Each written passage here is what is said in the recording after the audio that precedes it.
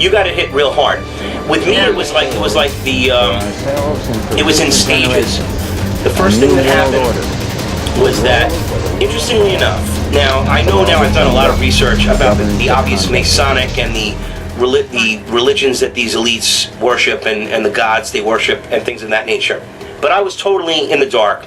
And I went to work for a company called Combined Insurance, whose founder was W. Clement Stone, who was the 32nd degree Mason, never took the 33rd degree, and revealed to the elite's displeasure a lot of the secrets of Masonry to his sales force. Now, interestingly enough, I was indoctrinated, and that's the word to use, in a 3-week training program in Albany, New York, in 2007. And we were literally, it is like, I call it like a cult. I discovered that it was definitely cult-like in its sales practices, and the memorization processes, something called automatic memory, and other things that they used. And then, of course, Mr. Stone was very big on the psychic phenomenons and using the mind for various ways to manipulate and influence. And these secrets were taught to the sales force. Now, it's very true. And absolutely any combined insurance agent former, now a lot of them fail, so the ones that fail would be like, oh man, yeah, now I understand. Oh, it's all coming together now. And in the classroom, now this is how asleep I was. Listen to this story. In the classroom, I think it was on the first or second day of that 3-week training. Now, first of all, the company decides to hire you. You go through this 3-week training course. They pay for this. You stay in a Marriott hotel. It's very nice, and in a dorm-like atmosphere with sharing rooms and things of that nature. And they feed you and everything else, and you're there for 3 weeks in Albany, New York. This is their training method, and they do it in other cities as well. So while this is going on, the second day, it comes into the Masonry. The fact that Mr. Stone was a Mason and all of this other stuff comes up. And a black woman who was, I guess, in her mid-20s or late 20s, sitting across the room, stands up and said, "This is devil worship." And she put her hands up, both of them up, and they all, like in a Stepford Wives moment, all of the people, the district people, all of the supervisors, collectively went, "Oh, that's," and got everybody in the room to laugh, to try to influence her that this is, no, it's not what you think. Mr. Stone was believed in God. He lived in God, yeah, Lucifer is God. Anyway, she stood up, I kid you not, and walked out of the room and never came back. I, of course, went into the whole system. And when I was out there, all they wanted me to do was become a manager, to manage others. And they were pushing it, like, you must do this, you must do this. And I've been a sales manager, and it's not my cup of tea. I was a sales manager at Prudential Insurance, actually. And I'm like, in other words, you must move up in the ranks, you see.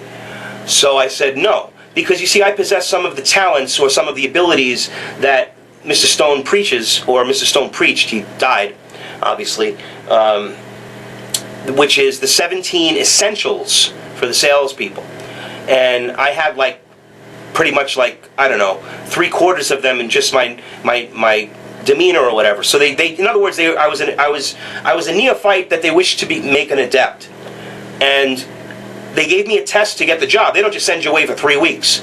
They give you a psychological test, and this is how they operate. And now a very interesting, important factor is that when I did decide to resign and quit, I had to relinquish to my district manager all the sales materials and all of the training books and all of the information, because they were secrets. The district manager pulled up. It was like a drug deal, and he parked next to me, opened his trunk, and I opened my trunk, gave him all the materials, and I had to sign a piece of paper that said I didn't have any of their sales materials or videos or anything in my possession. That's how they like to keep things secret. Company doesn't advertise Combined Insurance. Never even heard of them. You probably haven't heard of them, but they're one of the largest insurance companies in the world. They are now owned, it was Aon Corporation. I think they're now owned by someone else. But the point is that this is a insider operation that shows you the way secrets can be, success can be created silently, and Combined Insurance is a great example of that. They've never done one commercial, yet they're one of the largest insurance companies in the world, and they are a global company. A few side notes on W. Clement Stone. He was a prolific writer, as well as a successful salesperson, and built Combined Insurance in 1919 into a tremendous corporation, all by hard work and Horatio Alger ethic, which I honestly feel that many of his ideas are good ideas and helpful for humanity. He did live by the creed, to anything is possible as long as it doesn't harm anybody, and you can attain any goal you want. However, again, he was into this occult, spiritualism, for, if you want to call it that, or you want to call it, he was the head of the American Psychic Association or something along those lines. I forget the name of the organization off the top of my head. But it cannot be dismissed that some of the things that I learned at Combined Insurance have helped me in my life as far as being a better salesperson. And he did go by, as long as you don't harm others, and something that I feel is really true, that you have to do what's good for the customer, and the bountiful blessings will come onto you for doing the right thing. In fact, one of his mantras was, do the right thing because it's the right thing to do. And other ones, such as, do it now. In other words, don't procrastinate, get it done. These are all things that we hold in our lexicon today, ladies and gentlemen. And all of the people that are taking credit, and the Anthony Robbins and all of those, can give Mr. Stone and Napoleon Hill and others for writing all of the works and doing all the research. In fact, Mr. Stone wrote a book with Napoleon Hill where he interviewed Carnegie, the Rockefellers, and all of the others to find out the traits that made them the men that they were. This is information that is normally not spoken about, but it's true. And they were hard workers. They were achievers. They were people that, those that wish to collectivize and socialize the world, the controllers are these type of people. And those that they control, they want to have them feel as though they can, they should have an easy life, and it shouldn't be so hard, and they don't need to work. We should give them things, because the truth is, ladies and gentlemen, one of the truths of our world is that hard work is the key to success. And Mr. Stone certainly taught me that. So while I don't agree with all of his methods and all of the ideologies that are behind it, and the fact that one of his mantras was also, when they asked him what his goal was, because everyone has to have a goal, a good, clear, conscious, a really strong goal that they wish to achieve. And if they believe that they can achieve that goal, they'll get it. Again, it goes into this whole concept of the secret and the universal law of attraction. It's all related to Mr. Stone's work, which is unfortunately work of Luciferian Masonic orders and secrets of the Babylonian mystery schools. That's the truth, ladies and gentlemen. So we must understand, so that we can fight the enemy. To fight the enemy, you have to know the enemy. Even when they do good, even when they are speaking about utopian ideals, that is not the goal of the elitists that wish to control us. And they're using the fact that hard work and dedication and entrepreneurial spirit, they're trying to quell that. Because if humanity ever woke up to the realization that if you do a little bit of hard work, you too can be rich, they wouldn't be so lazy. If they weren't given what they need, they would have to work for it. And then they would realize the harder they work, the more that they earned. The more opportunities come their way when they look for them and they take them. There are many doors on the street, as Mr. Stone said. Go to every one of them. It's the key to success. It's the success system that never fails. And that's the truth. That has been used successfully since 1919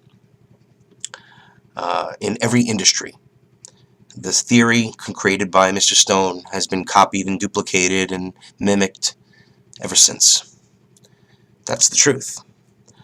The perplexing problem is, Mr. Stone also said, when asked what was his goal in life, that his goal in life was to change the world. And it wasn't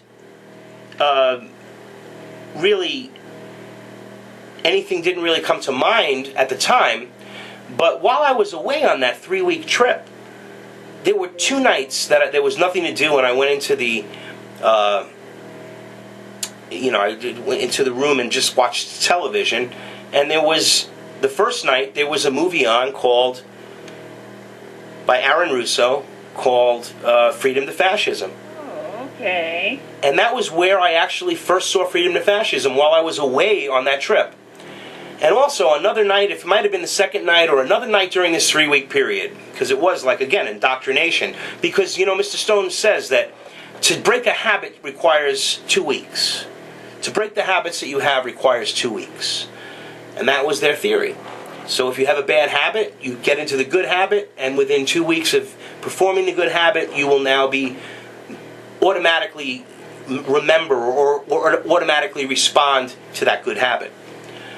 These are his preachings. This is what was, it really truly was like a religion, I kid you not. And I didn't realize it at the time. So the second night, I saw Loose Change. And interestingly enough, I brought this up a little bit with some people that were there, and they were like, they didn't have any idea what I was talking about. So how could a building fall down that's never fell, buildings have never fallen down because planes hit it, and how could they collapse like it was and it looked like a demolition? I mean, I actually noticed it. Do you understand? And I said it didn't make sense. And again, it went against my belief systems because they said it was these, and it goes back to the belief system. And I realized that it was this controlled mechanism, and slowly I began to realize that, well, wait a minute. This guy was saying this, and the other guy was saying that, but the same thing happened. And slowly I unraveled the political system, and I realized the deception, and I did more research, and I started reading books. So it took from 2007, when that occurred, I didn't start making videos until 2010. And in late 2009, I started posting some stuff on Facebook about stuff. And I discovered Alex Jones' COINTELPRO operation, and it did actually give me a lot of knowledge. It does, I know. It just points you in the wrong direction. But it points you in the wrong direction. And that's my story. And then as soon as, of course, I started doing shows, interestingly enough, I was groomed as, it's funny how these COINTELPRO people sort of found the same qualities that the combined insurance people found in me, whereas Anthony J. Hilder was recruiting me to make videos, and I told him about I got in touch with him, and he agreed to do an interview, and I was very excited because I believed he was, really on the level. I mean, he's the only guy out there giving the truth and whatever, and he wants me to, and I live in Connecticut, I'm going to go to Skull and Bones and make a video and go through the history of Skull and Bones, and he told me to shoot it in a Dutch angle, which I understood. I went to film school, and I always wanted to be in the film business. I was very hot to get into the film business, and he had this all planned. I was going to do this, and he was going to put it in his next film, his next movie, and I was so impressed. And then he agreed to do the interview. So I'm going on this direction of a platitude. Now, had I agreed and had I continued, I probably would be in his films and probably up there on Alex Jones' show right now, because they were grooming me. The fortunate truth is that I was ambushed by Sherry Kane, investigative journalist, and Dr. Leonard Horowitz, who called in and ambushed Hilder, and I started looking into Hilder a little bit, and looking into what he was doing. And that's how I became involved in COINTELPRO, and ever since, the government has been targeting me with various problems. And then, of course, the incidents with broadcasts and destroyed property. Barbara Hartwell came on the show and that I was doing, and my computer was fried. I had a camera that was fried, all this different disaster. And ever since then, I have been targeted by the COINTELPRO.